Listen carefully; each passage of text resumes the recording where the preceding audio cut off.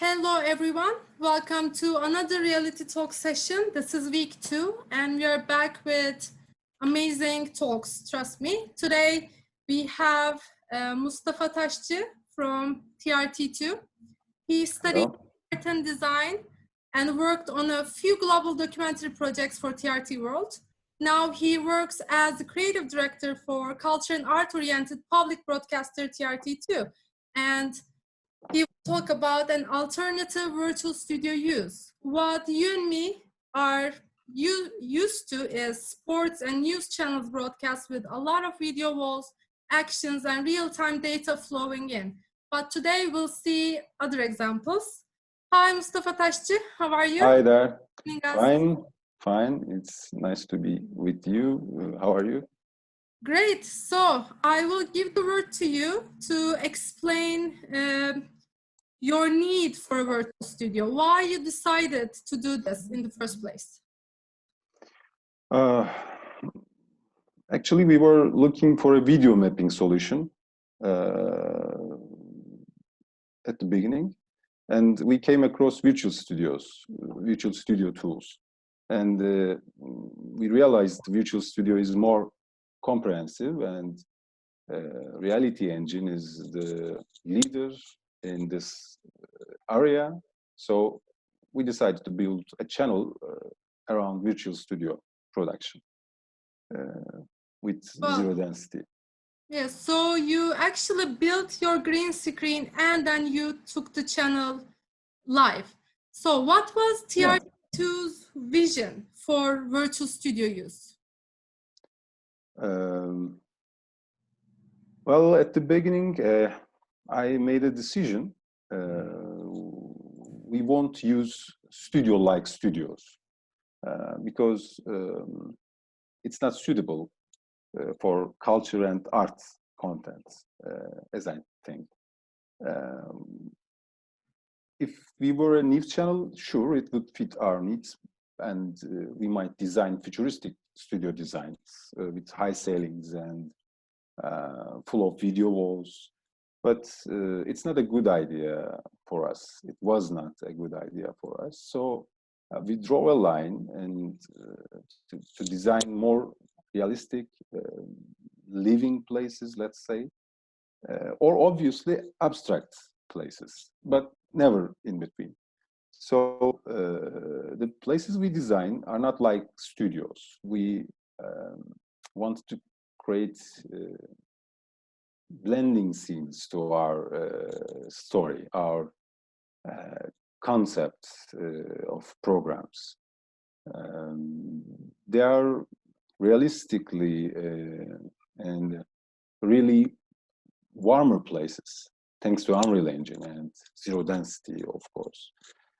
But in contrary, we use some abstract, let's say, surreal places as well.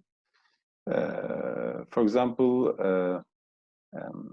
how to define it, I don't know, but I'm not sure, but a poetry show about divan literature presented by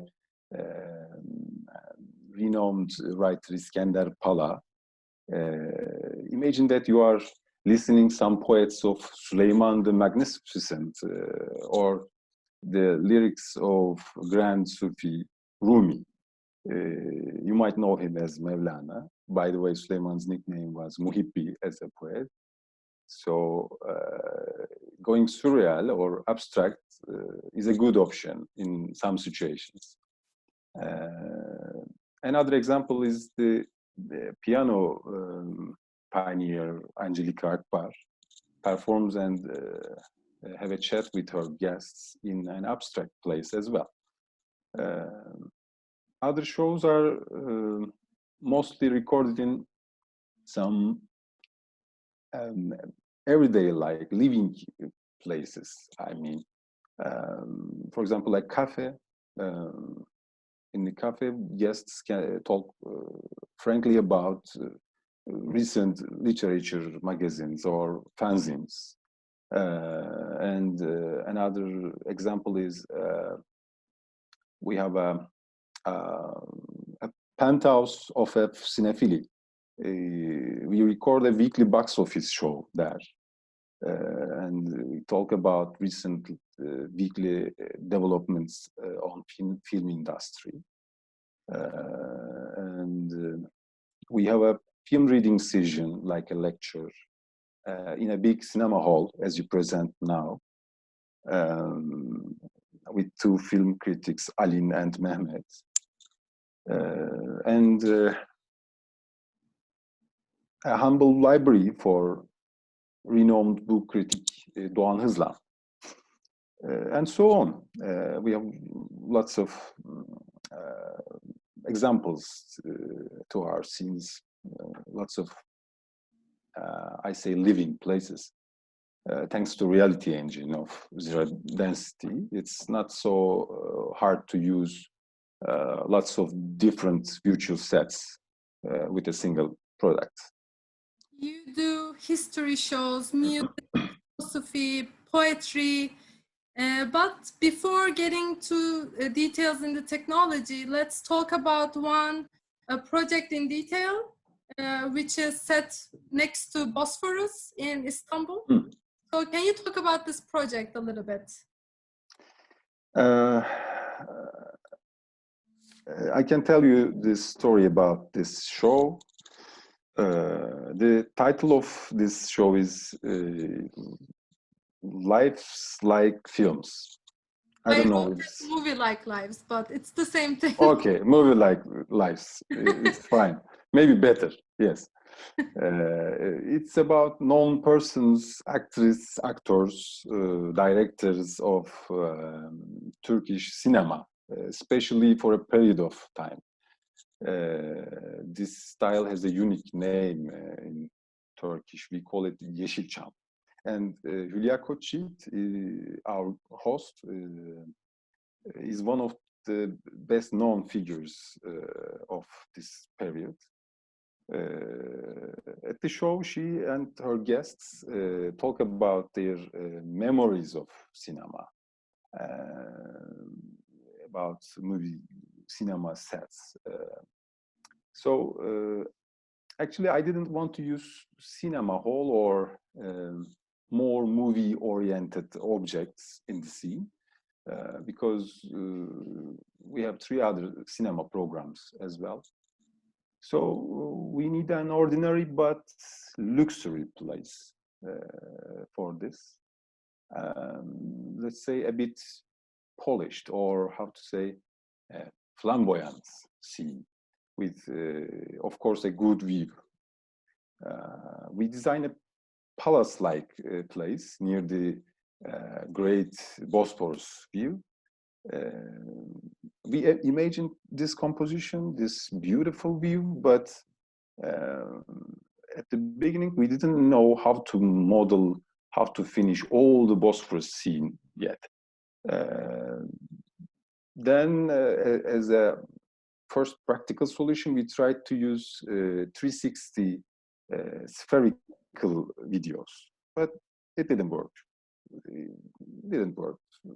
In theory, it works, but we didn't satisfy it yet.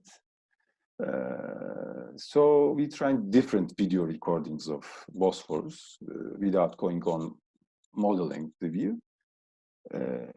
We thought we can use ships on water as the 3D objects, maybe. So after some other garbage ideas, I realized that we need more resolution because that 360 video didn't give us enough resolution in detail. In virtual sets, when we see the host or guest as a single picture, as a portrait in frame, it will be a telelens. I mean, there will be a zoom. So we need to have more details, more pixels. Then we made a basic rig set with 3 cameras with both wide angle lenses and narrow lens set. They were 4K cameras. So when you stitch them, when you create a panorama from these videos, it becomes a huge resolution. It was approximately 10K video, not an HD or Ultra HD or 4K. It was a huge 10K video. So the problem was big then. We think there will be a big problem with this. The problem would be the performance, of course, and then the question was, how can you play this kind of gigapixel panoramic video in Unreal Engine or Reality Engine of zero density? And resolution was not the only enemy. It was an half an hour long video, so not only the resolution was the problem. Think about the size. I'm talking about gigabytes of data. So after lots of try, we realized that it's all about bandwidth, not about resolution. But it took time to understand, realize that. So it worked on Unreal Engine very well then. When we find the perfect bandwidth, it worked very well with Reality Engine. I mean, you can try it at home. It's safe. You won't burn your graphic cards. It goes easy. So we put the video on a curved plane outside of this historical place, and we had a great Bosphorus view as a background without even modeling one thing. Sorry, just that curved plane to project the video. And if I should talk about design, we create some objects about her movies as well. Collect some movie posters and portraits of her, put them in order inside this place. It seemed like a museum or a gallery of Hülya Koçyiğit. So finally we were done. It was very satisfying moment when the audience talk about it. Yes. We got lots of feedbacks about that virtual set. Lots of people asked for the place. How can we go there? Where is this place? Do we need permission to go there and shoot some videos like you? And lots of questions like this. It was funny, but some of them didn't accept that it was not real. When we say there is no place like this, it was just empty green walls. It's just empty green walls. Well, people know there are big mansions next to the Bosphorus, so they might have thought it's one of them. And we watch TRT2 as well, and my family doesn't realize if it's a virtual set or not. So my next question, you already answered some part of it, but how was the general audience reaction to your shows? Was the industry professionals were aware? Because it's a unique use of virtual studio. That's why people might not realize what they're seeing. Yes, the audience reaction was great. Funny part is the professionals, as you state, in this industry, got it completely wrong 2 times. I received phone calls from the people in this business. I mean, this technically in this business, asking for the location of the Bosphorus sets, or is it real or not? I told them it's a virtual scene, and they simply do not believe me. Well, there is no reason to believe. It looks really realistic. It made me miss Istanbul, like this place existed.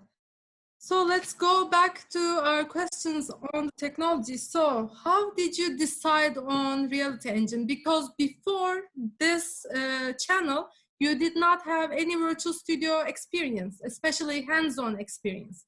So how did you make that decision? Yes, honestly, I had no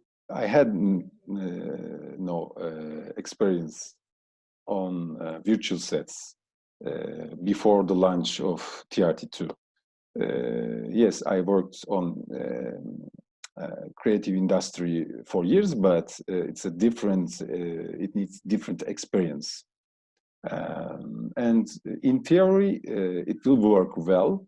And again, in theory, I think that I can find some alternatives to zero density. Honestly, I tried very hard to avoid Reality Engine and tried to find its alternative in India. There are lots of programmers, coders there, so I thought there might be some companies do similar work with Unity. You know, Unity is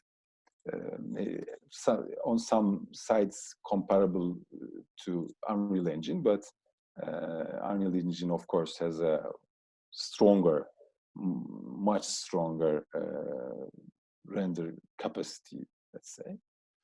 But at the end, I couldn't find anything similar to it as a complement to you. But for a while, I watched Zero Density.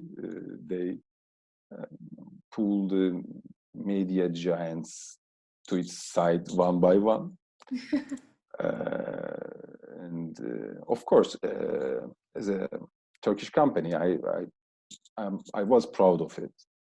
And Zero Density had a great idea and made the rules. That's the, I think, sentence that we should underline. Their idea was great, in theory, I mean. Mm-hmm. And now in practically, prove it. They prove it, yes. And the great idea was, for me, using Unreal Engine in broadcasting industry. That was a big idea, and you did it well. We should accept it. Everyone in this industry are accepting it as we do in these times. And the big players were also trying to keep up. There is no alternative to zero density in this area for when we talk about its quality and usability, because you have lots of source with when you use Unreal Engine as a renderer. You can find lots of sources, ready-made materials. So on the market, I think it's not comparable. Hope you guys will have a competitor soon. But you're great, but hope you have a competitor. Great wrap up.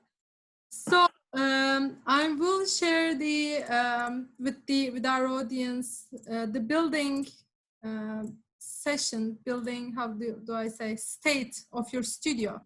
So you built this green screen studio, and in then, a very short time, yes. Yes, very short time, and you decided, okay, we will use Reality Engine. But then your team had to learn it, design it. How long was this process of going live? We installed Zero Density's Virtual Studio and augmented reality products in late December in 2018, and went on air on 22nd of February 2019. So it's for a month, the crew learned everything, I can say, about Reality Engine. Then started shooting in February. Within 2 months, our in-house creative team, our team worked on maybe approximately 10 distinct designs for 10 shows at the beginning. Now the numbers changed, of course, and every day there is at least one program on TV that is shot inside this virtual set. So it was a very fast period. It's a very quick preparation period, but I think we made it. We succeeded in a very short time. Yes, definitely. 2 months. Because the other examples were very long, as I know. Yes. Maybe you know better than me. No, it's experience speaks above all. So it's definitely a very short time, and everything worked out great. The launch of the channel, which is an amazing success. So you didn't have any virtual studio experience before Reality Engine, but now you're using a virtual studio on a regular basis for more than around 15 shows. So what are the benefits? What were the benefits of virtual studio use?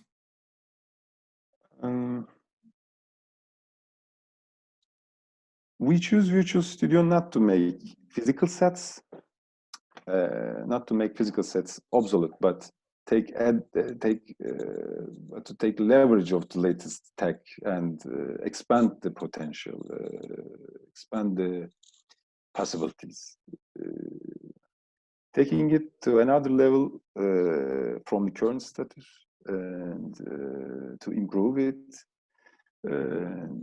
For example, there is a 10K video running seamlessly on the show with Bosphorus in the background, as I mentioned before in Hülya Koçyiğit's program. The landscape is there. There are 3 videos running in the background.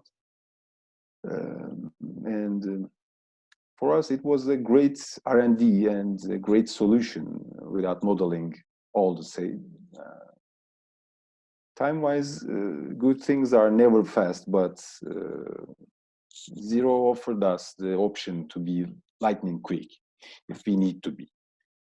But design time between physical, it's about the same because as a team, we put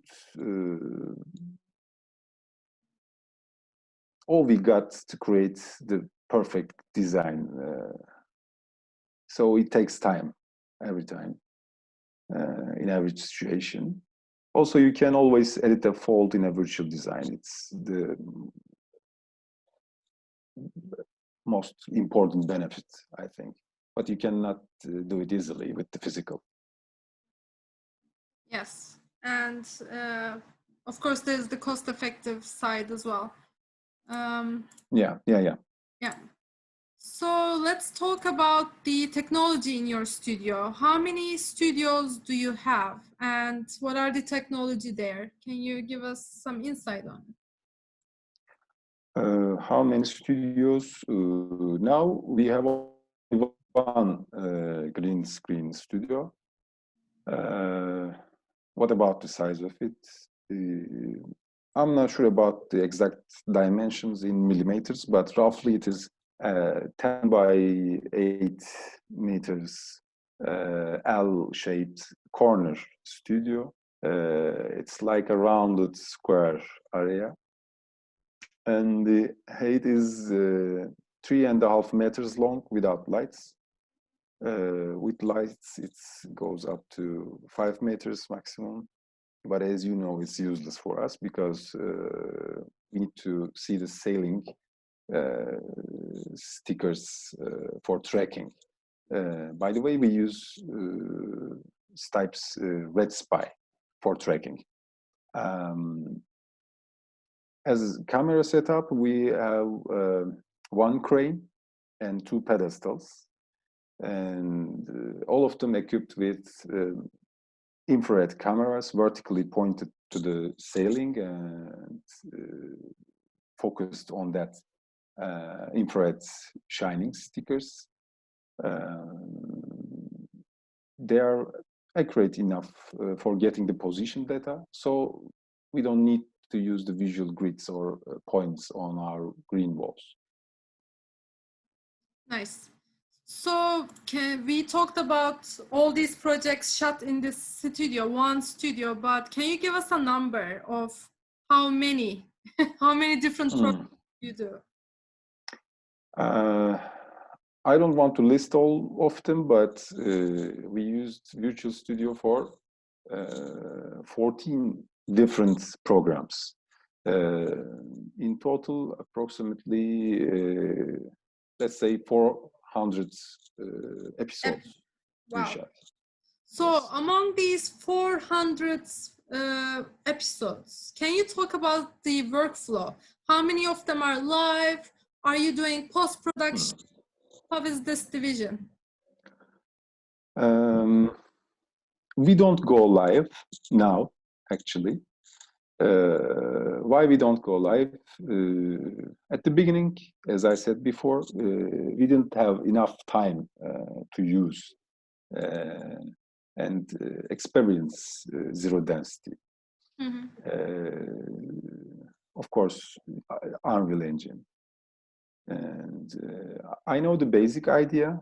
I know it's the right tool to do, to use, but don't have any practically experience on it. But in the near future, it's always in our mind, because we shot hundreds of shows, episodes until now. I can say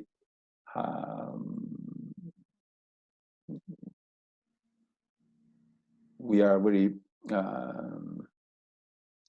happy with that system. So 400 episodes is very high number. So we plan to go live. Actually, we plan not just going live only. We want to use our virtual and real sets at the same time and live. Another reason is, maybe the main reason why we didn't go live, is actually our schedule. It was so dense. Our studio is always so busy. Not now because of this coronavirus, but at that time it was so busy. From the lunch to today, it was always like that. By the way, I should explain that we only use it on a daytime. I mean, working hours. Working hours. We don't use it on off hours. Yes, we don't do night shootings most of the time. And we are using one Greenbox studio now, but we use it very efficiently. I think the word is to underline is efficiency. As you see, lots of programs being shot in the same green studio. And we have also a real set. I mean, physically decorated scene there also. So our Greenbox is a part of this studio, not a dedicated closed room. Like one side is real and is real for a few shows, and the other is green for the rest of the shows, the virtual sets. Sorry, what was the question about live or post-production? Yes, okay. Actually, we don't need post-production there. We don't need post-production because it's going like live, actually. We shoot it and send to our broadcasting servers. Sure, if you have the option, sometimes you want to touch the editing. For example, we cut and make the show shorter than the recording. But we don't use it for post-process effects. Effects and all corrections, color corrections are real-time rendered. So you don't need to go back and correct something at least for us. We haven't need any corrections until now. And another important point is for 1 year, this year, for hundreds of episodes, we haven't experienced any blackouts or any outage. Yeah. We didn't see the, how to say, bare green, I mean. Of course, we experienced lots of troubles. We worked too much before recordings, for rehearsals, but never saw an outage. Never experienced an outage, and we never. You mean go system green. crashing, right? No, yes. I mean, we haven't had a crash, so it was like live. We never go green on recording, so it's already created to go live, no doubt. That's great. So we normally get this question a lot, so I'm sure our audience is curious. So can we talk about the process of making one show in a virtual set environment? Can you tell us about this process? It looks like a Western duello, or sometimes it becomes a Russian roulette. Sure, Turkish style.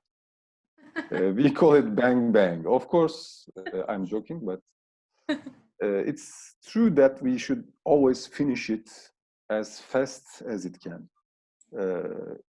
In broadcasting, consumption speed is very high.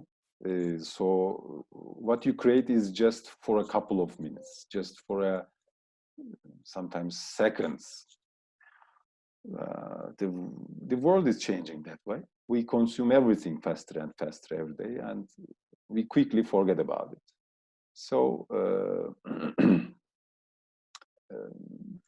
but in terms of question, yes, there is a workflow. There is a workflow in 3 steps. There should be.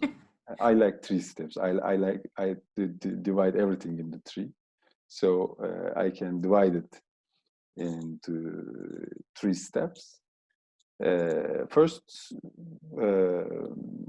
we listen to the producer, of course, and figure out what kind of place we need. It's the draft design step. And second, we collect or create objects and textures in any kind of 3D software. I think it's important. For example, in my team, I had both 3D Max designer and Maya artists. I had them both work together because we finalized in the project in. No, it's okay. So actually, we also had a related question. One question says, how many people are working on design and what are specialties? And you were talking about you were having one person for Maya, one for Cinema 3D, yes, or Unreal Engine. So let's continue where we left off. As I remember, I said that it can be divided into 3 steps. The first step is, let's say, the draft design steps. And the second one is the build up step. And as you mentioned, I said you can also use 3D Max or Maya or whatever you want, because finally you collect them in Unreal Engine 4. And in this step, if there are some Unreal Engine or reality developers in your team, they should start to work on spatial functions like actions or effects, because sometimes you need this kind of spatial functions if you need to do something spatial. And third, and hopefully the last step, is test and go. After a few wrong light setup and baking failures, it will seem okay. For the persons who are not familiar with the Unreal Engine terms, baking is like burning the texture and all light issues into the scene. After this process, it will be like a pre-rendered project. Then you will get the good, this marvelous look. Let's go back to steps. It's the final step. So you should go and test it. You should go to the studio and make a demonstration, rehearsals. Move the real cameras, try to do the actions, check every corner of the virtual studio. If there are some bugs or collisions, maybe. Sometimes when you look at it from the camera lens, it seems bigger or smaller than you design. So if there are some problems, of course, you should go back to step 1 and check the brief, and go back to step 2 and correct the objects or actions. And after all of this, finally, you are done. Congratulations. Enjoy the cheers, applause. Actually, you cut off very short from the final round of the session, but let's continue. Your host's digital profile is above a certain age, and there's a presumption that these hosts cannot be comfortable in a virtual studio setting. And was it a difficult adaptation period for you, for your hosts? We were worried about this. Honestly, we were also worried about this at the beginning. But it turned out the opposite. For example, Doğan Hızlan, who is above 60 years old, maybe. I don't want to say his age, but he's older than all of us in the channel. Of course, and he requested to shoot the episodes on green screen. He requested himself. We didn't promote, and the other presenters, hosts are also use green screen with no pain. For example, Hülya Koçyiğit and the others. It's also easier for them, I think, and while shooting, they are looking into the cameras, not to the green walls. So it was not so much confusing as we afraid at the beginning. Inside green walls, maybe we thought that it will be a bit boring or confusing, or it would be a bad thing for focusing, being inside the green walls, but it didn't. Well, that's great. It was fine for all of them. We have Doğan Hızlan in our screen share right now, and yes, he is. When you told me about his story last time we were talking, I want to explain it to our audience. So Doğan Hızlan was going outside venues every time they needed to shoot an episode. And at one point he decided to switch to virtual studio himself. And yes, in this, that's right. Maybe he was tired going to all those places, but at the end, yes, could bring any location to him in the virtual studio, which is amazing. So I really love his courage there to do this, and his vision, which is very impressive. Well, so we come to the final. And it's very cost effective. Of course. This choice is true. Nice.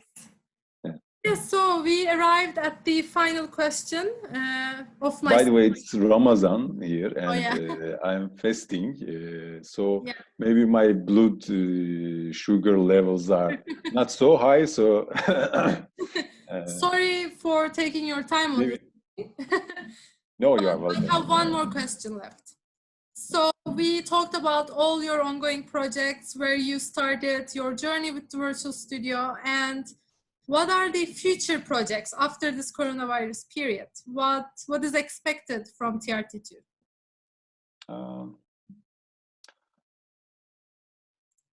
There is a great demand for virtual sets, so we will continue to expand our virtual studio coverage. We have some plans to use virtual sets also for the other channels, maybe our channels. You know, we are a network, not just TRT2. It's a big broadcasting network of a state-owned broadcasting corporation. So we want to expand this experience to all of our network. Actually, it's very nice. I like to design virtual sets. I like to work. It's joyful for me to work with Unreal Engine, with Reality Engine of Zero Density. So we will make more research and development on it. Nice. And so on. Well, looking forward to all this. Hopefully, we will go stronger from this coronavirus period. And this is the session. So thank you for joining us today. It was really nice chatting with you. I thank you to having me. And thank you for our audience. If you have any further questions, I will stick around for 5 more minutes. And okay. Yeah, goodbye to Mustafa Tasci. Thank you for joining us.